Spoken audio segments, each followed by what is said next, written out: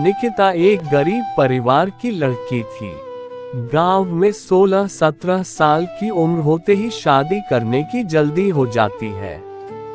निकिता की शादी करवाने के लिए उसका परिवार जल्दी में था, क्योंकि उसकी 2 छोटी बहन भी थी। उनके पास भी शादी करने के अलावा कोई चारा नहीं था। वह दिखने में साधारण थी और घर के हालात भी दहेज देकर शादी करने लिए अनुकूल नहीं थे, इसलिए उसकी शादी जुड़ती नहीं थी।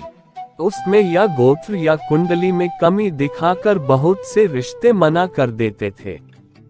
अंत में एक रिश्ता आया और उस लड़के ने उसे पसंद कर लिया। लड़का सेना में सिपाही था। बुजुर्ग लोगों ने शादी करने पर नाराजगी जताई और कहने लगे कि लड़का अपनी पत्नी को समय नहीं दे पाया और कल शहीद हो गया तो। पिता ने बेटी से पूछा। निकिता ने अपने पिता की परेशानी देखकर शादी के लिए हामी भर दी और शादी हो गई। निकिता अपने ससुराल चली गई। फिर कुछ दिन बाद पति ड्यूटी पर चला गया। निकिता अकेली रह गई। वह सोचने लगी कि घर बैठे बैठे मैं क्या करूं।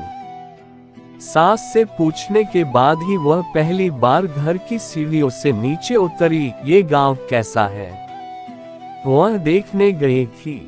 गांव बहुत बड़ा था, वहां उसे कोई नहीं पहचान सका। वह एक बड़ी दुकान के सामने चल रही थी, तभी एक दुकानदार ने आवाज लगाई और कहने लगा कि भाभी कोई सामान चाहिए क्या। उसने दूर से नहीं कहा। कुछ दूर पर एक किसान अपने खेत का कृषि सामान लेकर शहर की ओर जा रहा था। उस किसान ने निकिता को सलाम किया और पूछने लगा, भाभी आज यहाँ कहाँ?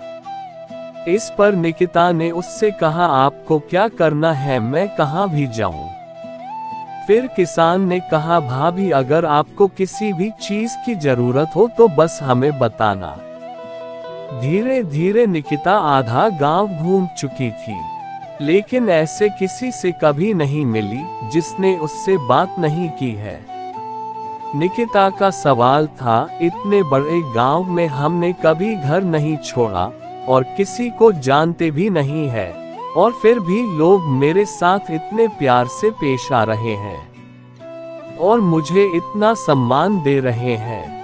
हमारे गांव में कभी मैं पुरुषों से आंख भी नहीं मिला पाती थी। लोगों की ऐसी गंदी निगाहें देखकर मैंने उम्र में आने के बाद घर से बाहर निकलना बंद कर दिया था। लेकिन यहाँ स्थिति इतनी उल्टी कैसे? घर जाकर उसने अपने सास से पूछा। सास ने कहा, ओह तुम एक फौजी की पत्नी हो, इसलिए तुझे गांव में इतना सम्मान मिलता है जैसे मुझे माँ होने से मिलता है। ये सुनकर निकिता की आंखों में खुशी के आंसू आ गए। उसका सीना गर्व से फूल गया। वह खुश थी कि उसने एक फौजी पति चुना था। थैंक्स।